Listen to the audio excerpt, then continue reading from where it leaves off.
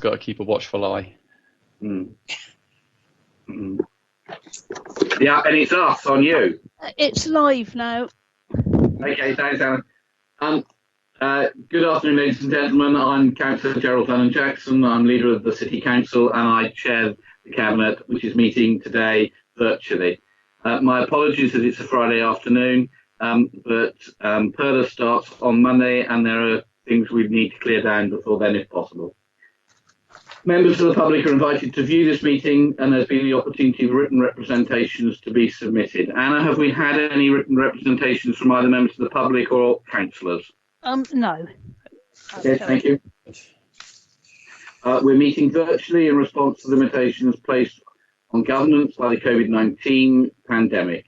For the purposes of this meeting, the City Solicitor has advised that pursuant to Section 78 of the Coronavirus Act 2020, this meeting will be run by reference to the model standing orders as set out in the Local Authorities Coronavirus Flexibility of Local Authority Meetings Regulations 2020 number 392. Members, please keep your cameras on throughout the meeting and only turn your microphones on when you wish to speak. Let's move down the page. Officers, it says can you keep cameras off? I'm not sure we really need to do that, but anyway. I'll now ask Cabinet members to introduce themselves as they appear on my screen, and then we'll go forward from there. So, Councillor Hugh Mason. Councillor Hugh Mason, the Cabinet Member for Planning Policy. Councillor Lynn Stagg. Lynn Stagg, Cabinet Member for Traffic and Transportation. Councillor Steve Pitt. Councillor Steve Pitt, Deputy Leader of the Council, Cabinet Member for Culture, Leisure and Economic Development, and Vice Chair of this committee. And how are you feeling, Steve? Reasonable at best. Excellent, so fair to middling. All right. Councillor Susie Horton. Susie Horton, Cabinet Member for Children, Families and Education. Okay, Councillor David Ashmore. Dave Ashmore for Environment and Climate Change. Councillor Matthew Willington. Matthew Willington, Cabinet Member for Health, Wellbeing and Social Care. Councillor Chris Atwell. Chris Atwell, Cabinet Member for Communities and Central Services. Councillor Darren Sanders. Thank you. I'm the Cabinet Member for Housing and Preventing Homelessness. Now, let's have a look. I can't see Councillor Lee Hunt here yet. Lee, are you here? No? Okay. So I don't have apologies from Lee, but we'll see. But we do have apologies from Andy Biddle, who's been represented by Rachel Roberts. And I can see Rachel, you loitering there. So we've got no deputations to date. Let's go through and identify council officers who are here and what your roles are. So let's go. Rachel Cutler.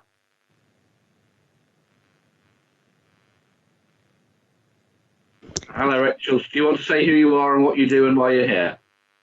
Afternoon. Yes, Rachel Cutler, Head of Planning Policy, and we're here about the Seafront Master Plan. Excellent. I've got Helen Dickerson next. Hello, Helen Dickerson, Head of Litigation in Legal Services, providing legal support to Cabinet today. That's good. Helen, I was just worried when you said you were here at litigation, whether we'd done something wrong. Not so far, Gerald. Well, not that you know of. Dave Emmett. Hi, Dave Emmett, Head of Waste Services, presenting the new Food Waste Round Design Report. Great. Matt Gunnison. Thank you, Matt Gummerson, Lead for Public Health Intelligence, here to present the paper on modelling potential future COVID-19 cases. Okay. Colette Hill. Hi, I'm Colette Hill, Assistant Director for Neighbourhoods. I'm here to support Dave with his redesign paper. Lovely. Stephen Ho. Hi, Stephen Ho, Principal Planning Officer, presenting the item for Seafront Master Plan. Thank you very much. Anna Martin, keeping us in order. Anna, are you still with us? I am, yes, I was just unmuting myself. Anna Martin, Democratic Services, thank you. Okay, now it's shifted around. I think I've got Rachel Roberts next. Hi, yeah, my name's Rachel Roberts and I'm Head of Safeguarding Mental Health and Learning Disability Services for Adult Social Care, and I'm here to support Richard Webb around the Adult Social Care Strategy and Finance Planning. Great. Tristan? Afternoon, members. Tristan Samuels, Director of Regeneration. Great. Richard Webb? Good afternoon, members. Richard Webb, Finance Manager for Adult Social Care and Public Health for item 6 on the agenda in relation to adult social care funding. Okay, Chris Ward? Afternoon all, Chris Ward, Director of Finance, supporting the Cabinet in all matters finance, but also presenting item 5, Revenue Budget Monitoring 2020-2021. Thank you. And last, but by definitely no means least, David Williams. David Williams, Chief Executive, supporting all of you. Great. Thank you very much, colleagues. Okay, so we've done apologies, we've done declarations. Oh, we haven't done the declarations of interest. Colleagues, any declarations anybody needs to make of any interests? No? Okay, thanks very much indeed. A Seafront Master Plan. Stephen, is this yourself or is it Rachel? I'll be myself, leader. Okay. Yeah. Leap in, Stephen. Thank you. Good afternoon, members. I'm presenting this report also on behalf of Ian Maguire, the Assistant Director of Planning and Economic Growth, and this has been brought under the Cabinet Member for Planning Policy and City Development concerning the Seafront Master Plan. So the covering report has 2 recommendations. Firstly, to recommend that members note the results of the public consultation that was held in September and October 2020, and as further detailed in the report contained in Appendix 1. And secondly, to recommend that members revoke the 2013 Seafront Master Plan and adopt the final 2021 version of the Seafront Master Plan included in Appendix 2. So moving on in the covering report, Section 3 of the report provides a brief background on the preparation and development of the new Seafront Master Plan. This is an update of the currently adopted 2013 version of the Supplementary Planning Document, or SPD for short. And as an SPD, this provides strategic and detailed planning guidance, and adopting it will have the statutory effect that it will be a material planning consideration for the purposes of decision making for the seafront area from Old Portsmouth to Eastney Point. And this area is defined within the SPD itself. This new version of the Seafront Master Plan has been in development for a couple of years, starting off with a period of public consultation and engagement that was carried out in summer of 2018, and again another round of consultation in the Q1 of 2019. And so both of these initial rounds were for seeking views on issues and options. Then in September 2020, Cabinet approval was given to go out to public consultation on a draft version of the master plan, and this consultation occurred over September and October for 6 weeks. So in terms of the outcomes of this most recent round of public consultation, again, a full report of this is included in Appendix 1. I'll just cover the main headlines, these being that 1,268 responses were received to the online survey. And so given this number in proportion to the number of Portsmouth residents who are over 16 years old, this ensures a 95% confidence level, which, according to best practice, is well within acceptable parameters. So overall, the public response was very positive towards the master plan, and we're pleased to acknowledge this. And this has given us a strong general sense of consensus and support on the contents of the master plan in terms of the vision and objectives, the thematic guidance, and the area-based guidance contained within. In conjunction, responses were also received from members of the public via email and from various landowners and organisations and from our statutory consultees. Of course, members, you can defer to the full report for a further breakdown of the figures and some of the responses. But I would just like to take the opportunity now to thank all those who have participated and engaged in all rounds of public consultations that were conducted as part of this whole process. So in terms of finalising the Seafront Master Plan for adoption, full consideration has been given towards the outcome of the consultation, along with further follow-up discussion meetings held with internal colleagues within the council and various other external stakeholders. And so this has led to some changes and modifications, of which, broadly speaking, fall under the category of making editorial changes or correctional updating of facts, and changes that provide further clarification on the various content and guidance contained within the master plan itself. A full schedule of changes is included in Appendix 3 of this report. But ultimately, in our view as officers of the local planning authority, this final version represents the version which strikes the best balance in mediating the various interests and objectives of the council as a whole and of the public and stakeholders. So furthermore, the master plan is supported and informed by various technical reports, and these are included in the rest of the appendices. So in conclusion, the recommendation of officers for members to adopt this final version of the Seafront Master Plan is based on the view that this master plan represents one of the key strategies towards realising a seafront which all residents of Portsmouth and beyond can continue to be proud of and enjoy as an important area and key asset of the city. And this is perhaps best encapsulated by the Seafront Master Plan's vision, and that is that the seafront's natural and historic assets will be protected, conserved and enhanced, that the seafront will be a beautifully functional, sustainable and resilient place that is healthy, safe, enjoyable and accessible to all. So of course, adopting this master plan is only the first step towards achieving this vision, and there will be further work and processes beyond this point, including further public consultations as necessary that may relate to specific projects or opportunities referred to in the master plan itself, for example, relating to Avenue de Caen or St. Helens Parade, or the opportunities relating to specific sites within the seafront area. And indeed, there will be need for further collaboration and engagement in considering the potential opportunities that are presented as part of the Sea Defences project of the South Sea Coastal Scheme. And so with that, officers respectfully request that members endorse and improve the recommendations per the report and move to adopt the 2021 Seafront Master Plan SPD. So with that, I'll hand back to you, Leader. Thank you. Thank you very much indeed, Stephen, and thank you for your team for all the work on this. Colleagues, you heard the presentation. Anybody like to come in to comment at this point, or are we happy to accept this? Matthew? And then Councillor Hugh Mason.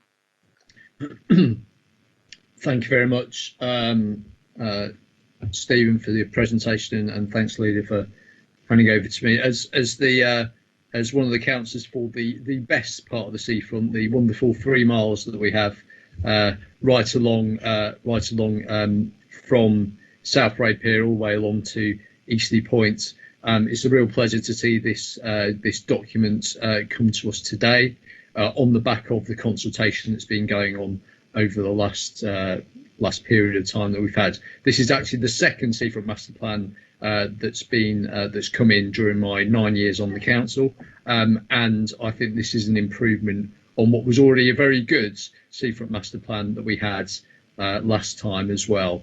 I think there are, as Stephen has mentioned, this will go out to further consultation for people to consider and have a look at in terms of some of the specific projects we want to put along there, which is to really make sure that the seafront is opened up and available for all the people in the city and indeed visitors to the city, and make it as pleasant a seafront and as good a visitor experience for everyone, no matter whether they live literally across the road from the seafront or if they are coming from abroad or the north of Scotland or indeed even Paulsgrove.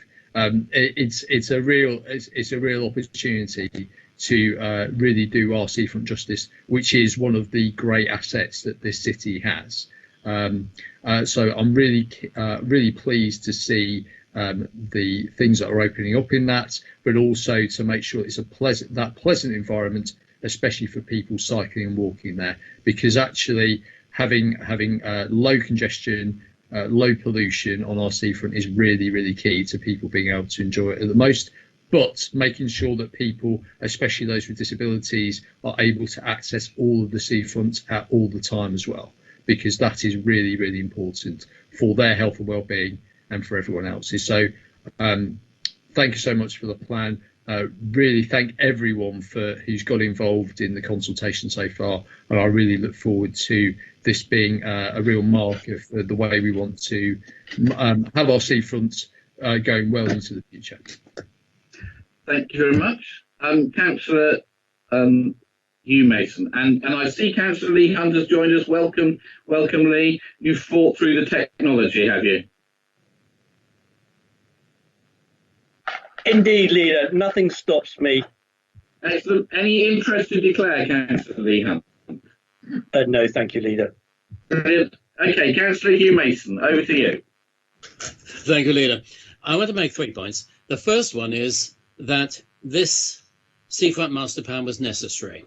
The previous Seafront Master Plan was good and it was well thought out, but the world has changed. We're now working on sea defences and doing major changes to the physical structure of our seafront, but also the world has changed, the economy has changed, and the way in which people are likely to come to the seaside has changed. Therefore, we needed, and it is important that we have, an up-to-date Seafront Master Plan. So that's the first point. The second point is that this Seafront Master Plan has been consulted on. It has been modified on the basis of the consultation. It has in no way been watered down. It remains an ambitious Seafront Master Plan, but it is important to note the way in which the public views have been taken into consideration in the last year, bringing this forward to us for our adoption. The third point I think is important is that although we have here a very detailed master plan, not every section is a fait accompli. The main outlines are very clear, but there's a lot of detail in here, which is possibilities, intentions, hopes, which will be the subject of further consultation with the public and further consideration by this Cabinet and by the Planning Committee before it goes ahead. So those are the 3 points I wanted to make. Thank you very much, Leader. Thank you very much. Hugh, Councillor Lee Hunt.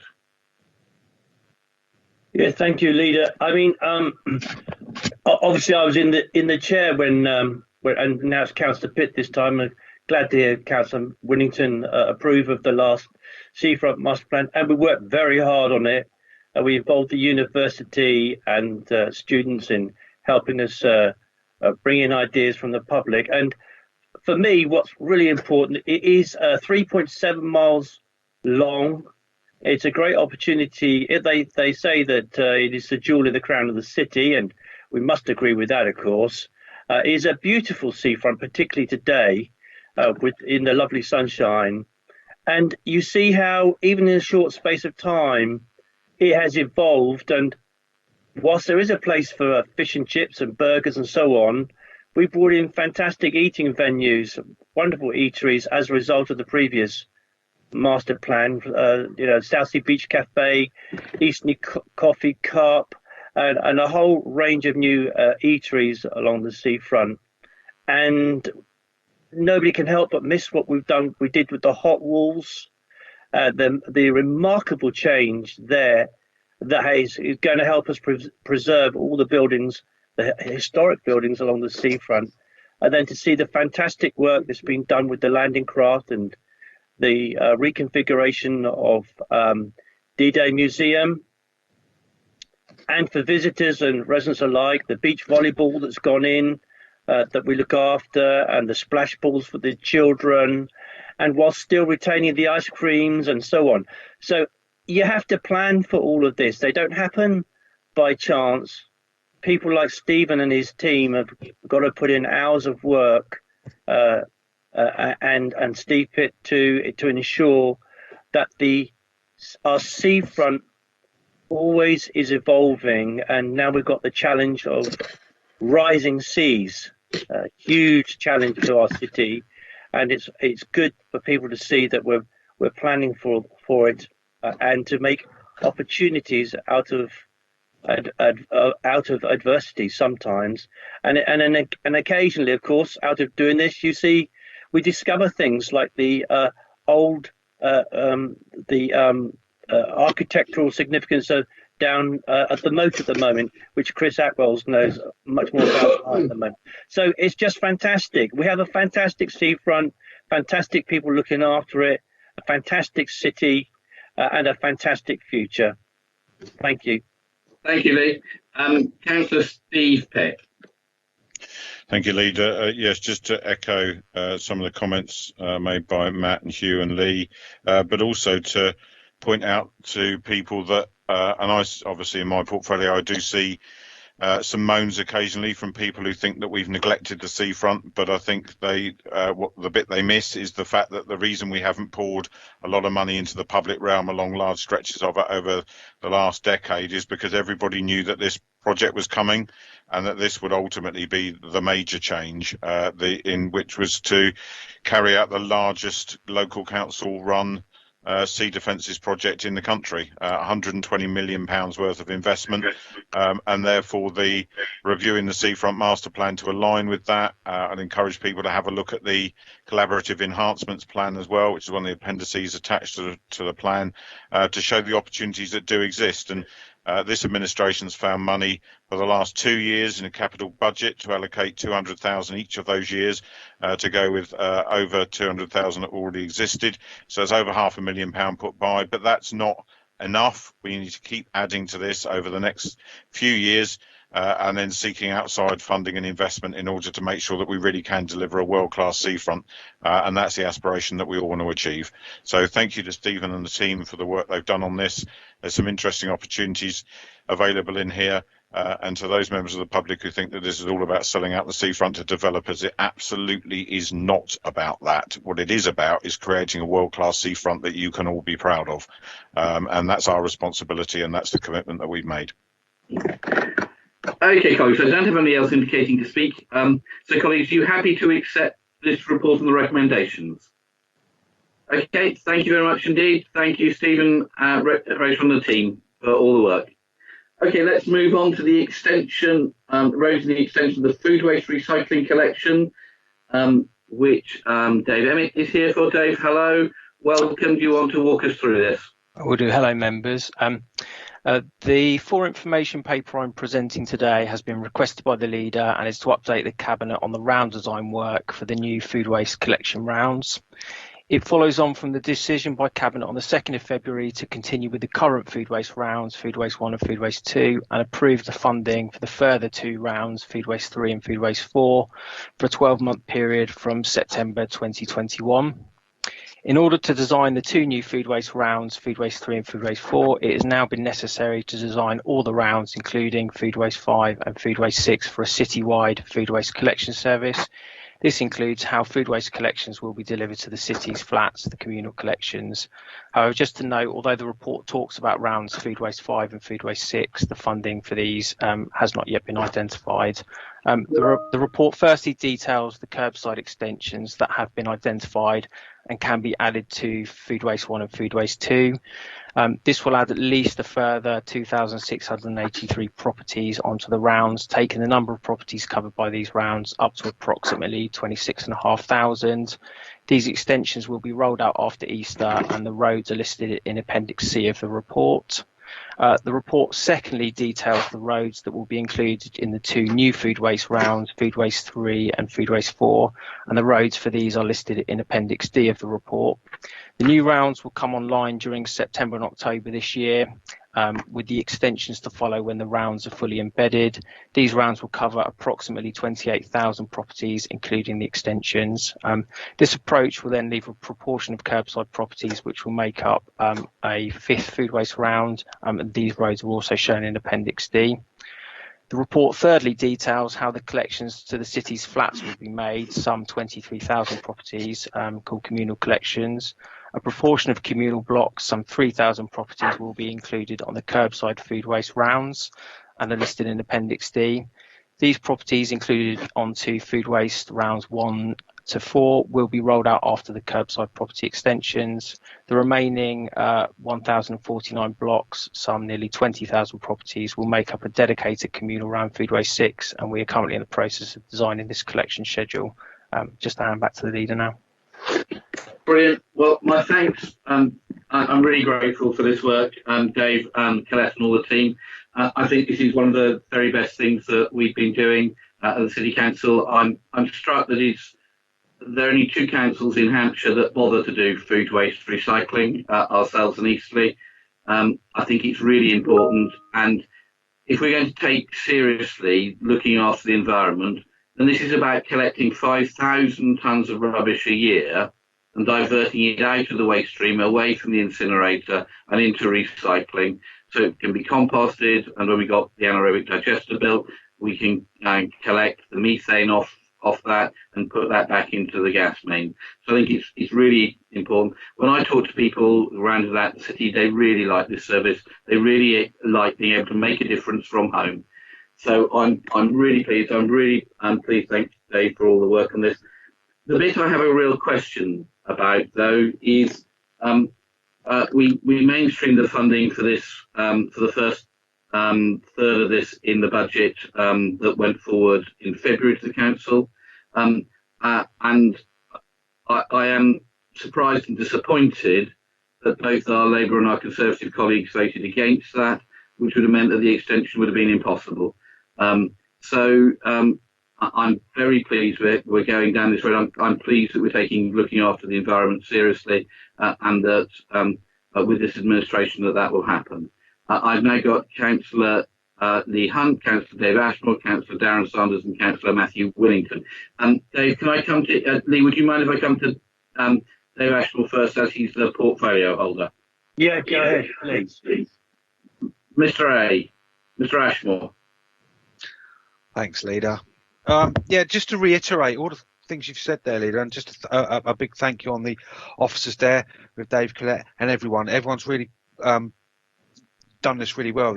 Going forward, since we came in, we said, how can we improve the recycling rates here in Portsmouth, because we're not, we're not in the top around the country. But this is one of the ways that it's going to be most effective. We've introduced things like carton banks, for example. You can now recycle the cartons here. We've got an extra couple of glass banks in as well recently, but this one is a real big one that will make a difference, because the food waste in the black bags or your black bins, that would have gone straight, as you say, to the rest of the waste stream, whereas now it's actually being put to use. It's actually laying things out to how it can be in the future. People are really happy about this, really want to participate in that, and I'm really glad that we've started to mention stuff about the communal rounds there, because it can include everyone. People in flats have said, what do we do? Well, we're addressing that here. So yeah, this is a really positive scheme that we've introduced. I'm really happy to see how it's all going ahead and how hard officers have worked on this. Really pleased. You're a credit to the council, and the residents have been really happy with this. Recycling's a big thing. We've seen in the Portsmouth News they're doing a 7-day coverage of things like what the Climate Action Board are doing and how we can be greener in all areas. Yesterday they did a piece on recycling. It was really good to see the repair cafe in Fratton that was mentioned in there, and package-free larder was mentioned in there from Elm Grove. Things like this, they've got real big opportunities now, because people are wanting to know how to either recycle or to reduce what they use and what they consume in the first place. And I think it's a real good balance. I think this is a real good policy that we've put in place, and it's a real positive for the city. That's all I wanted to say. Thank you. Thank you very much, Dave, and thank you, Dave, for all your work. Councillor Lee Hunt.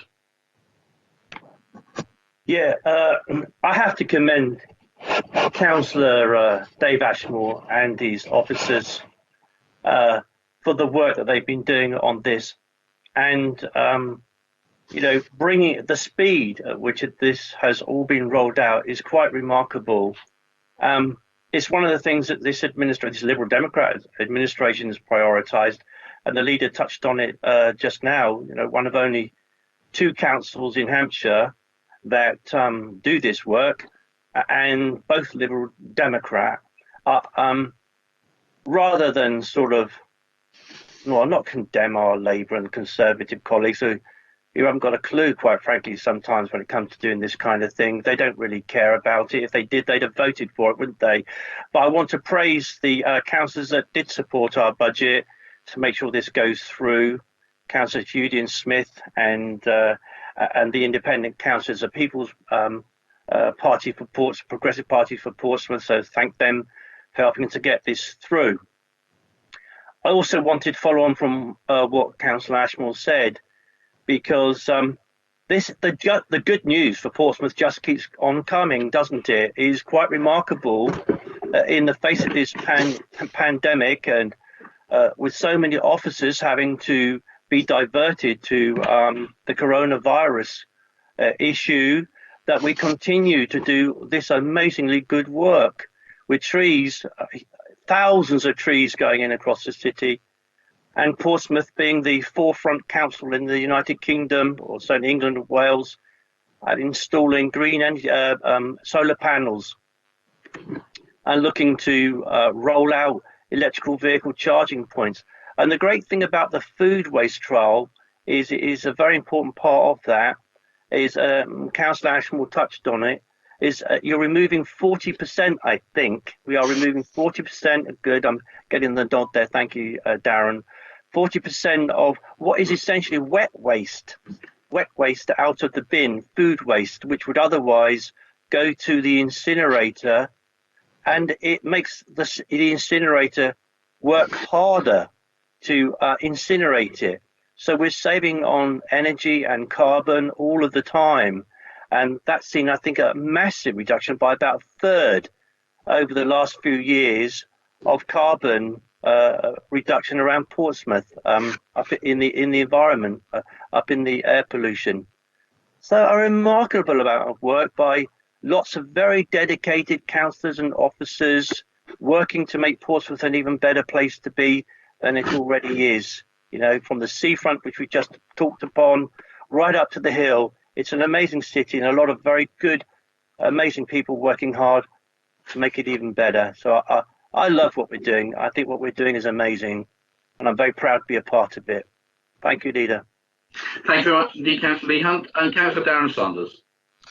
Thank you, Gerald, and also thank you very much for requesting this paper. It's always interesting. You know something's popular when people are complaining they don't have it. And I regularly get complaints about people in the food who are not at roads who are not in the food waste recycling trial, who are desperate to know when they're going to get it. And I'm delighted that you've asked officers to do that, because pretty much every single road in the area I represent is on that list. So we know that they're going to get it sooner or later, and I think that's a very, very good thing. I think Lee has actually undersold what we've done as an administration over the last 3 years. Portsmouth is now a plastic-free community. If you'd have said that 3 years ago, you'd have been laughed at. Council tenants, the area I oversee, are now getting renewable electricity. Again, 3 years ago, you'd have been laughed at. The chance for 24,000 homes to get solar panels. Again, 3 years ago, you wouldn't have said that was possible. Planting and hundreds of trees being planted in my own ward on the Eastern Road and at Baffin's Pond, led by Councillor Lynn Stagg, who's done some planting of her own. This is all incredibly good news and is part of a desire to tackle the climate emergency. And as Lee has said, this is crucial to that. We went down the route of food waste recycling because, frankly, it would increase recycling faster and by more than anything else. And that's absolutely crucial if we have to tackle a climate emergency. And on a point in my own portfolio, I'm delighted to see that we've got flats in there, because that's actually very crucial, both council and privately run. So it's not a bad thing that we've done over the last 3 years. And I hope we're able to do some more. I'm disappointed some colleagues have voted against this at the budget meeting. I hope they reconsider, and I think voters are still desperate to make sure it can happen. So thank you, Gerald, for bringing this paper, and thank you to Dave and the team for delivering what is an amazing achievement. Thank you. Matthew, finally. Thank you, and I'd just like to thank colleagues who've talked on this one, and indeed the officers who have worked so incredibly hard to make this work. This has been a priority of us for some years now. So since we took over administration, this was what we wanted to do. We wanted to make a real difference to what we do in the city in terms of waste, and this was the solution that was not just viable, but actually really, really good to do. Really sensible thing to do. Food waste is not great. Throwing away food you don't need to do. You don't need isn't great. However, even if you're preparing vegetables or anything like that, you often have offcuts and all that kind of thing. So you do always have food waste.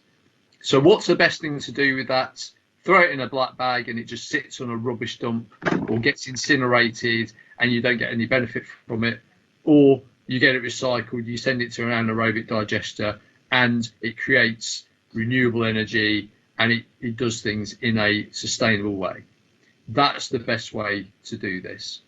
So this fits in not just with something that is good for its own sake, but it actually creates things that can be used as green energy as well on a far greater basis. And this, of course, fits in with our ambition, which we are pursuing, to actually have an anaerobic digester as well that the city council is going to build.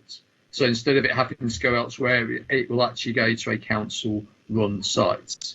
And then we can also encourage neighbouring authorities to actually go down this road as well, because on their doorstep they will have an anaerobic digester.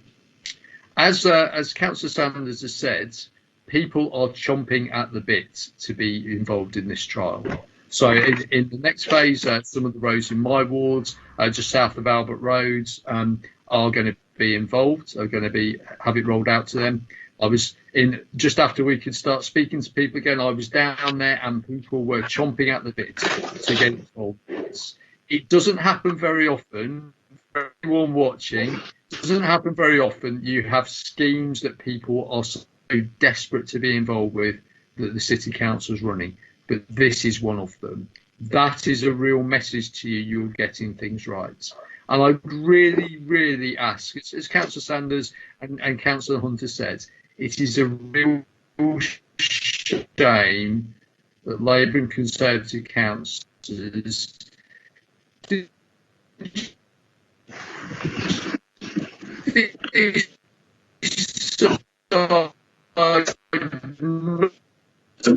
vote. Matthew, you're breaking up on me. So it's very much something we should be proud of, and I'm very proud that we're doing this and taking this forwards. Thank you very much. Thank you very much, colleagues. I don't have anybody else indicating. Colleagues, are you happy with this report? I've got two questions to ask. A, Fiona from the news, are you going to publish the names of the roads in the news that are getting this and when they're getting it? And B, our colleagues in the comms team, I'm not sure who is here from the comms team, probably Chris Ward, about putting these roads up onto the council's website so people can see when they're going to be done. Chris, can we get that organised? Of course. Excellent. Okay, now moving on to Chris's second job in terms of money, not just websites. Leader, if I may interject, Portsmouth News has put, have put the roads in the news. Excellent, good, wonderful. Thank you very much. Okay, Mr. Ward, money. Thank you, Leader. So item 5 on the agenda. This is your Q3 budget monitoring report. So this is the forecast of the outturn position for the current financial year as at the end of December this year. It's quite a complicated report because it's complicated by COVID. So let me see if I can take this in its component parts. If we set aside COVID for a second and look at what the rest of the council's overall financial position looks like, we are forecasting overall underspend for the council for the year of 3 million. I stress it's a forecast at this year. It's a forecast at this point, but that really is driven by. Well, I'll pick a couple of highlights. One of the highlights in terms of the reason for that forecast underspend is a £1.2 million underspend in children and families, which, as you know, has been a quite challenging portfolio for a number of years, and £0.8 million in your portfolio, Leader. So they're two of the larger ones, which I could expand on if necessary, but they are driving the overall forecast non-COVID related underspend of 3 million. if I now talk to the COVID impact on the council, you'll recall that when you approved the budget in February, or the revised budget in February, you set aside a fund for COVID of 12.4 million. So what that means is that any financial impact of COVID in the current year would be set against that 12.4 million, and therefore it will be neutral on the council's overall budget, because that fund is intended to deal with any of the consequences of COVID. So the expectation this year is that the council's overall position will be an underspend of 3 million. Now, if we look at the COVID position, obviously it's an uncertain position for us, clearly, and we've put a range of forecasts within the budget report that suggest that the COVID position for this year, which takes account of all of the spend that the council has made on COVID-related matters, and deducts from that all of the government's financial support that has been provided. Our expectations are that the position could either be in a central base case scenario for this year only, a surplus of 0.8 million, but in a pessimistic scenario, it could be a deficit of 5.2 million. Whatever that position turns out to be, will be set against the 12.4 million that you have set aside. And then the residual amount of that 12.4 million is there to protect the council against the legacy impacts of COVID over the medium term, so over the next 2 to 3 years. I don't think I'll say anything more than that at this stage, but obviously if there's any questions, then I'm happy to answer. Thank you, Chris. And I think we need to record our thanks to everybody who's worked within the City Council, not just in the finance team, but across the City Council, to make sure that services continue to people across the city, but also we've done it in a financially responsible way.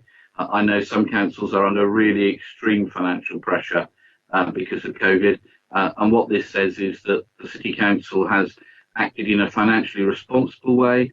We've spent £3 million less than we were expected to spend, and that £3 million can go effectively into our savings account for the future.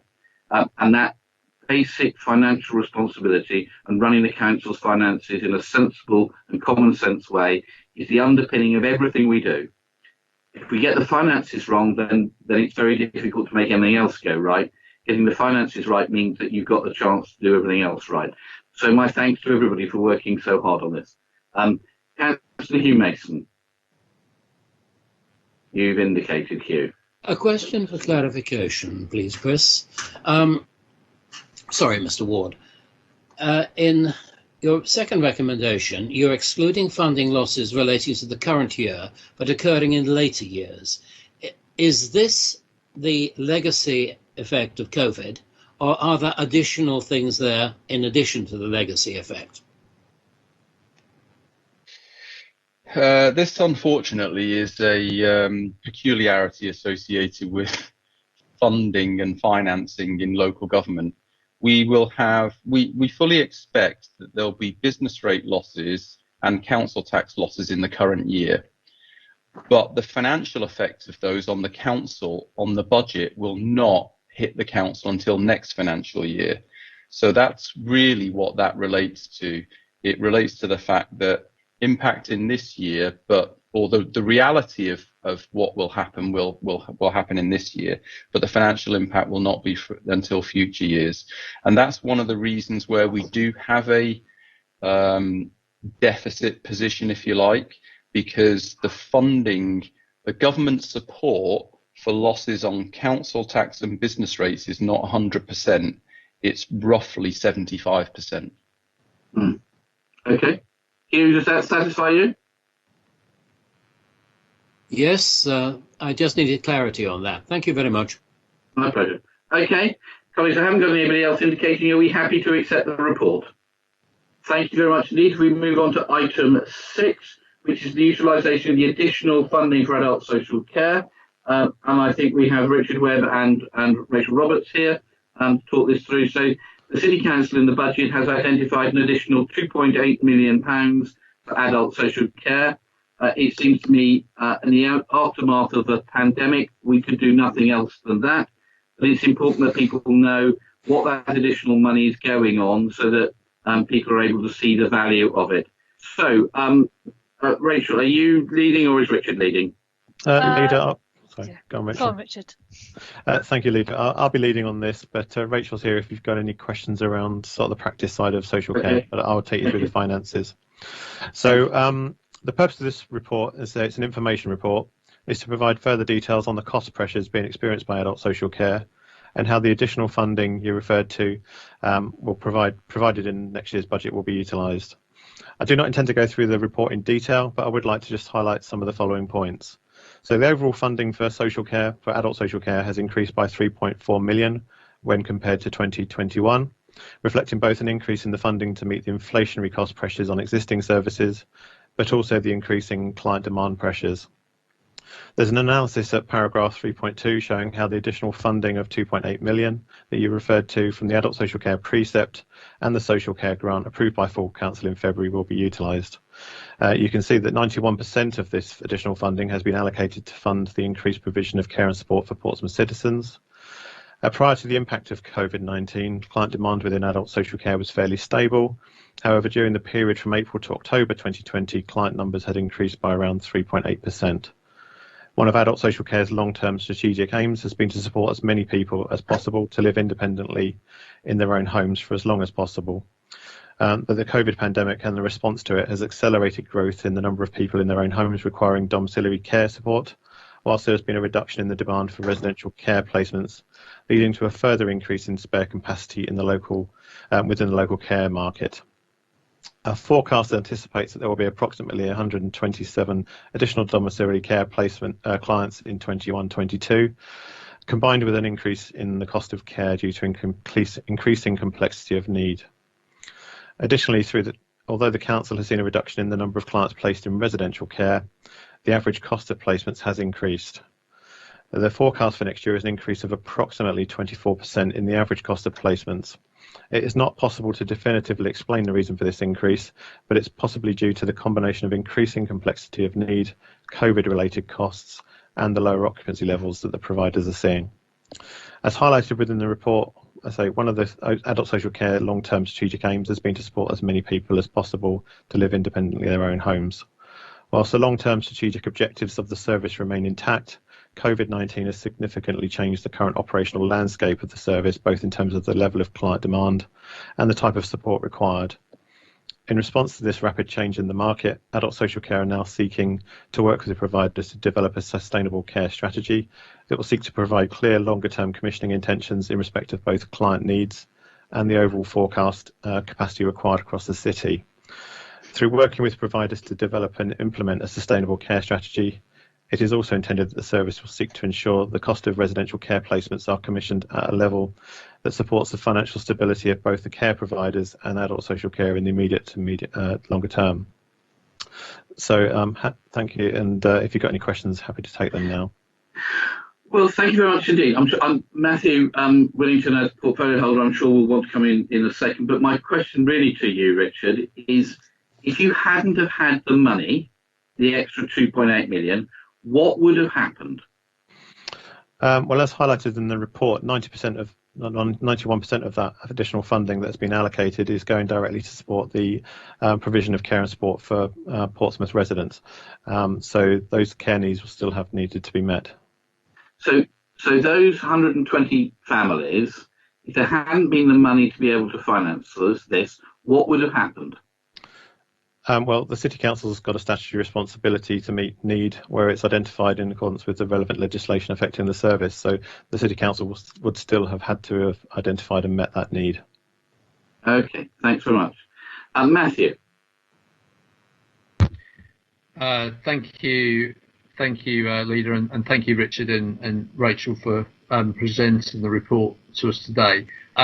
I said in the item a couple of items ago when we were talking about food waste recycling and the importance of that's something people want and unfortunately some councillors from Labour and all Labour councillors and some Conservative councillors voted against that at the budget last month.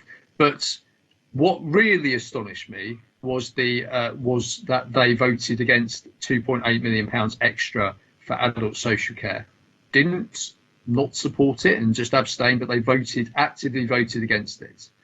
And this isn't something that's nice to do. This was absolutely essential to the running of adult social care for our most vulnerable people. Let's be clear about this.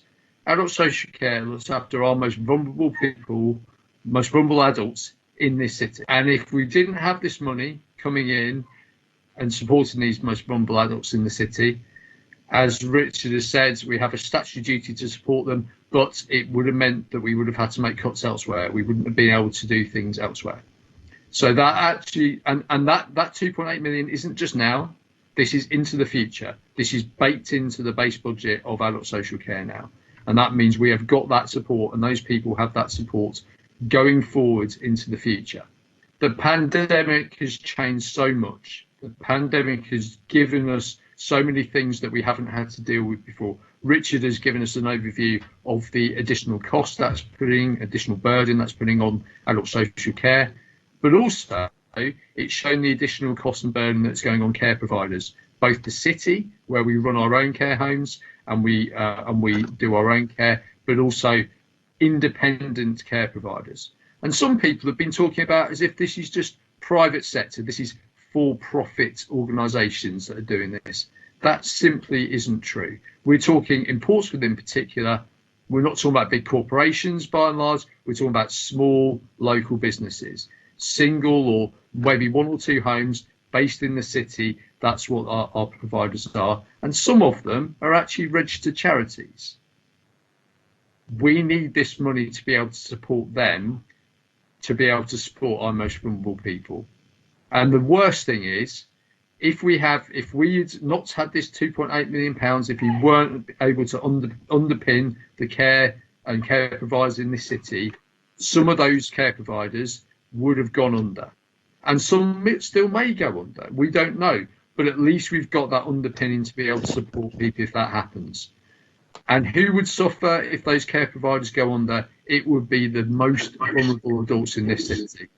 So it really is so critical that we had that. And I really thank Richard and Rachel and Andy, who's can't be here today, for putting that in such stark terms about showing why we need this money, what we can invest in, and indeed the work we're doing into the future to actually get a sustainable care system post-pandemic when everything has changed. The things have changed, so we can make sure that people are safeguarded. That is our most critical thing that we do for our most vulnerable people. Safeguarding people, looking after people, not some kind of political ideology, vendetta, or anything like that. This is simply about looking after people and putting people first. And so I'm really proud that we took that decision. I'm really proud of every councillor, Lib Dem, Progressive Portsmouth people, Councillor John Ferret as well, it must be mentioned, all voted for that.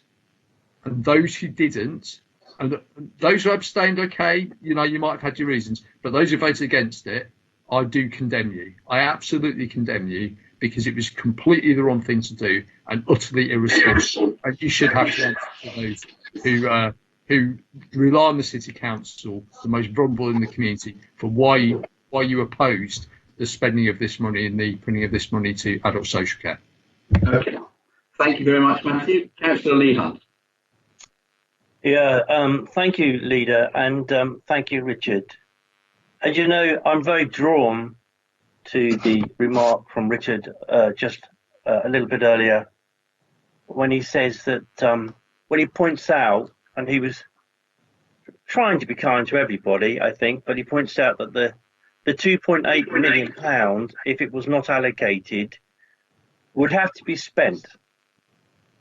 It would have to be found from somewhere, because this is a statutory obligation. I'm not sure people really always get it, because there are some things that the council do which are statutory, and we actually have to do it. We must spend this money on the people that need it for all sorts of good reasons. So that 2.8 million, if it wasn't raised this way, would have had to have been found another way. Now, there are lots of other statutory things that we do around education, for example. And there's a lot of things that this council do which are non-statutory, like the food waste trial that we talked about earlier on, like some of the things that we're doing around the seafront. But also in my own area, the community safety area, community wardens. They are not a statutory function. But by working with Councillor Sanders in housing and many others, we cobbled together an amount of money, and together with CCTV, safeguarding cameras, which, if you ask me, amount to around about £2.5 million every year. So in order to fund, if we had not done this money in this budget, the 2.8 million, which Labour and the Conservatives voted against doing, we would have had to have got it from somewhere else. And you can bet your bottom dollar, one of the first lot to have gone would have been the community warden service and the safeguarding teams. The last time around, the Tories identified all of youth services, and they deleted all of youth services. And now we see us trying to rebuild those services, giving young people more and better things to do, which is why we're looking at Bransbury Park. After we consulted with people in Milton about what they wanted, and all around the city, people wanted more and better things to do. But all around the city, people want to feel safe because serious violent crime is rising. And our response is to do the community wardens, to do Bransbury Park, to do more and better safeguarding cameras, buying in 7 more new mobile cameras to look after women and everybody as they walk around the streets, and to do better lighting. Now that's because of their short-term view is what Labour and the Conservatives jeopardised with their vote, that 2.8 million. It means so much.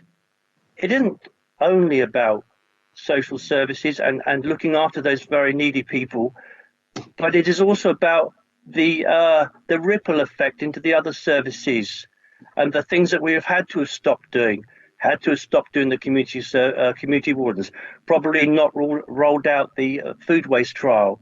A whole host of things would not have been able to do. We would not have been able to do unless we had got that 2.8 million embedded.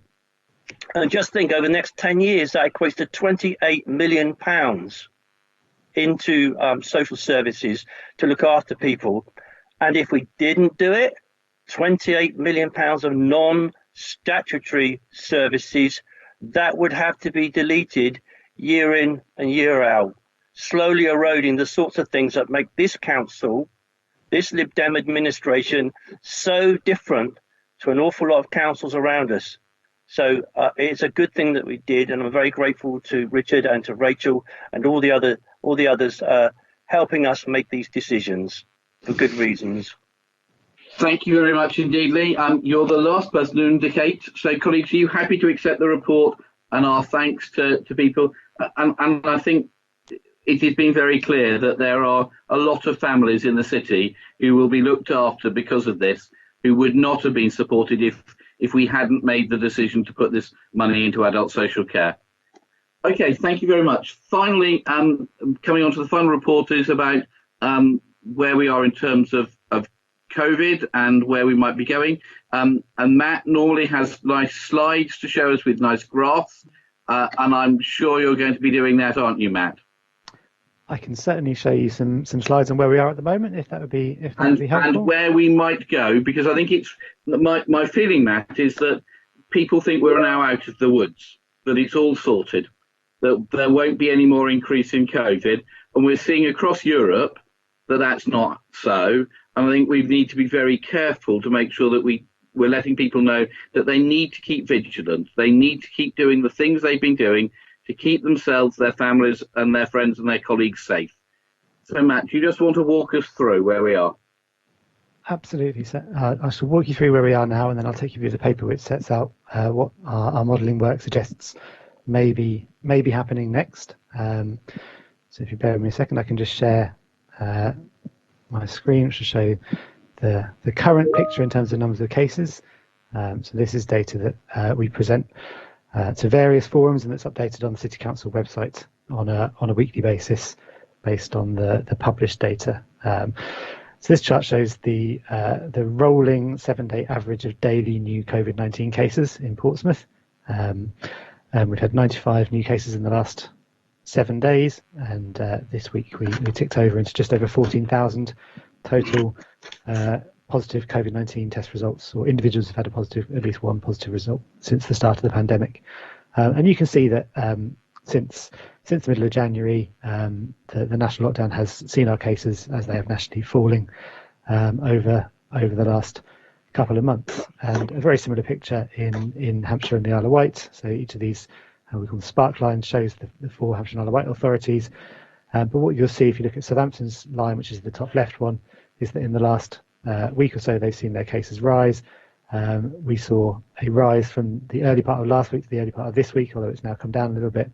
So we're definitely seeing a changing picture locally in terms of those numbers of new cases. And what we use as a standard comparator across the country is the 7-day rates per 100,000. So that way you can compare areas of different size populations, but get an idea similarly of how they're affected. Portsmouth's 7-day rate per 100,000, let's say, has actually come down a little bit from where it was last week. So it's now at 44 per 100,000, down nearly 25% on a week ago. But earlier in the week we had, as I say, gone up slightly. What you can see from the map is that there are a number of parts of the country with enduring transmission and high rates continuing, shown in the darker red colours.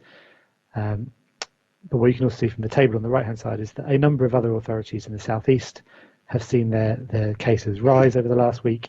And if you look at the southeast figure and the England figure, whilst they're down on last week, they're down very, very slightly. So we're definitely seeing a slowing down of the reduction in cases nationally and in increases in many places. And this next map shows the same thing, really. So if you look on the left-hand map, which is the UK, that's the case rates per local authority. So that's the same as the previous map, just with different colour scheme.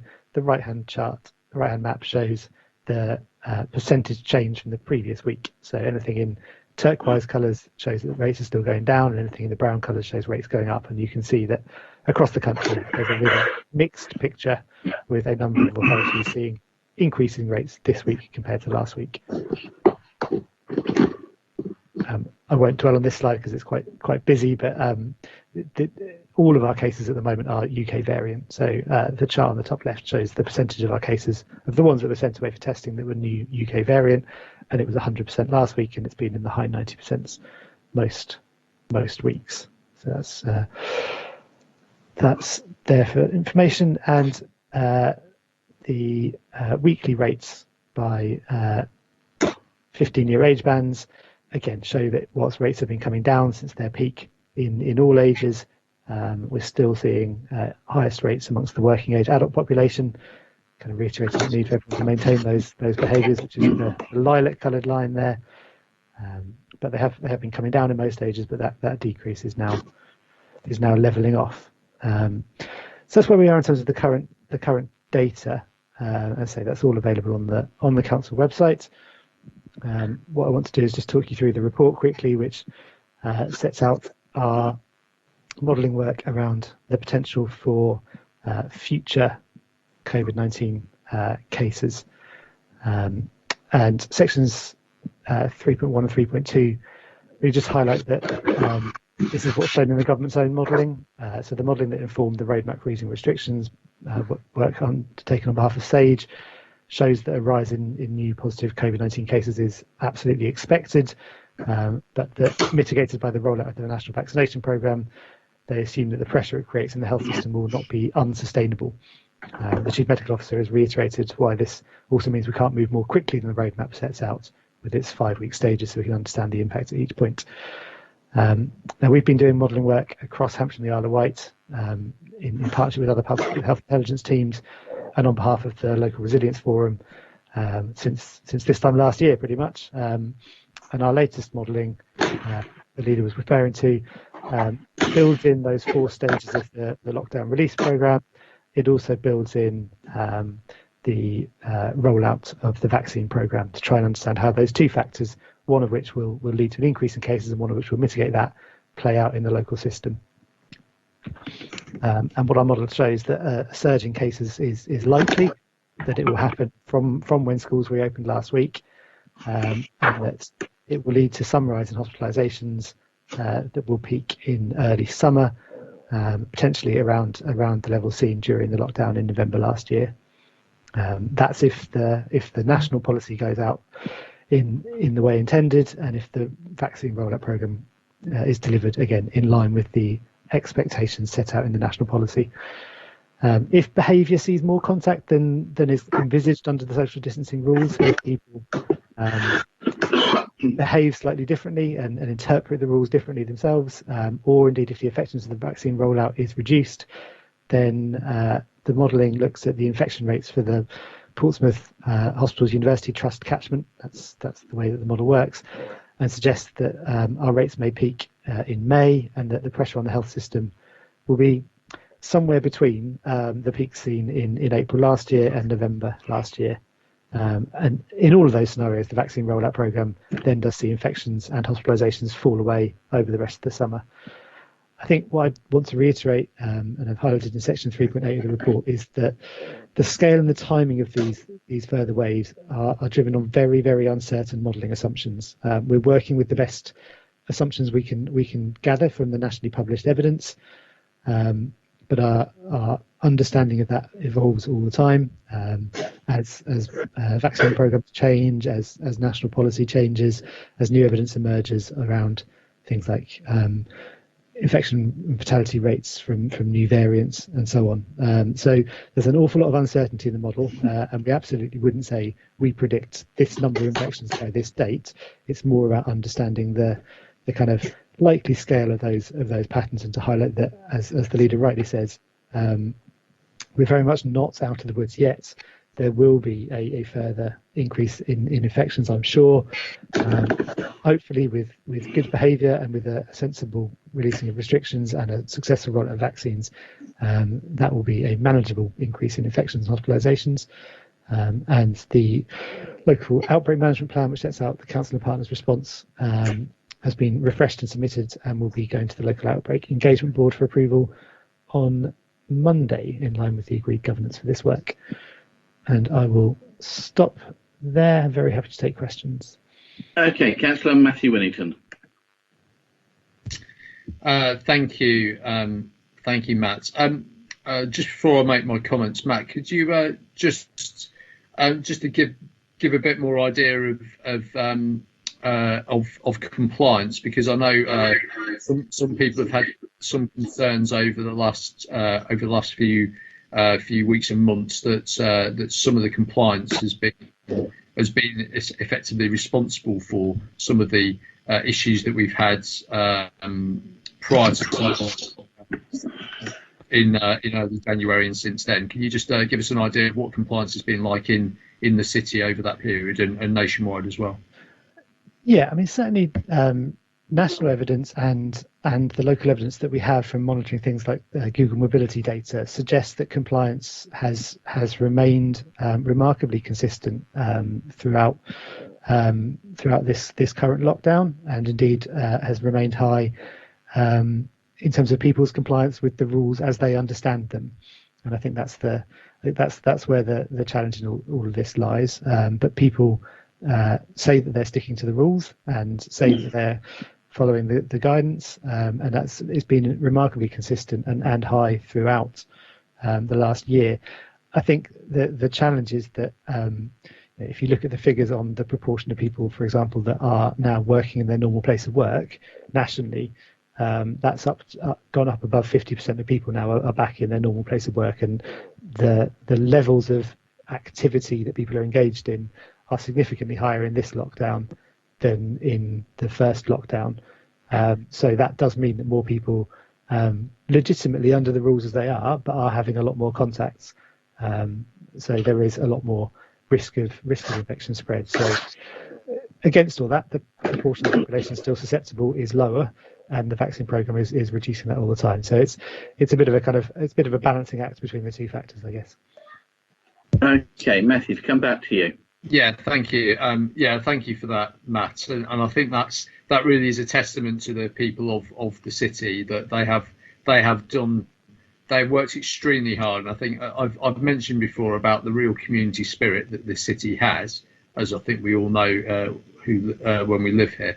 But I do think that is really meant that not just of people being looking out for each other by volunteering and going above and beyond to support their people in the community by actively doing something, but actually the compliance as well of people in sticking by the rules as they are at whatever time they are has been really good, and has really managed to keep our infection rate at the level it has been.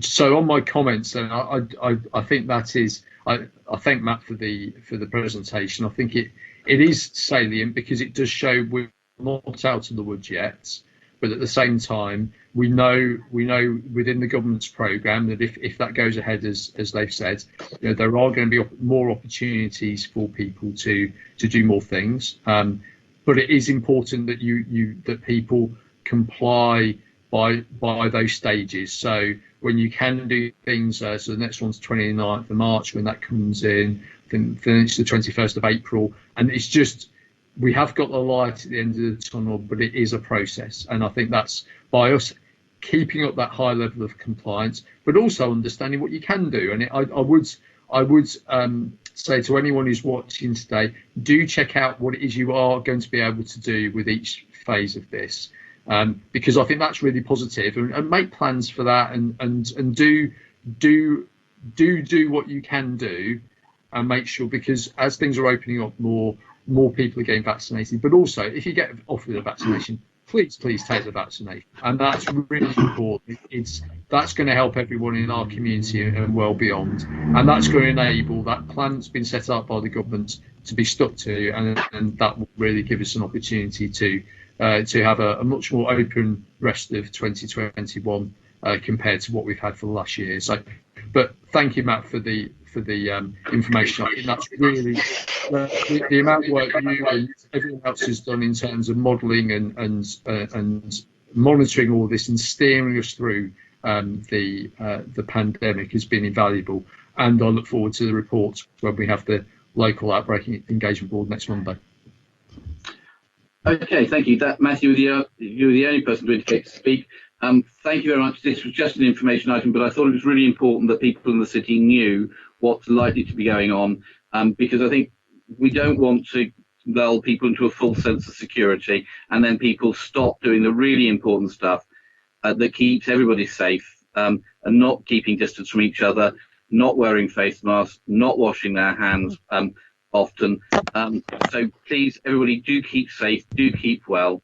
And this is the last Cabinet meeting of this municipal year, so I'd like to record my thanks to all members of the Cabinet for their work, and also all the officers who've supported us so ably through the year.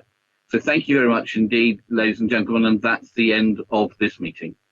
Thanks and goodbye. Okay, I'll close the live stream. You're still audible for a couple of minutes. Thanks, Anna.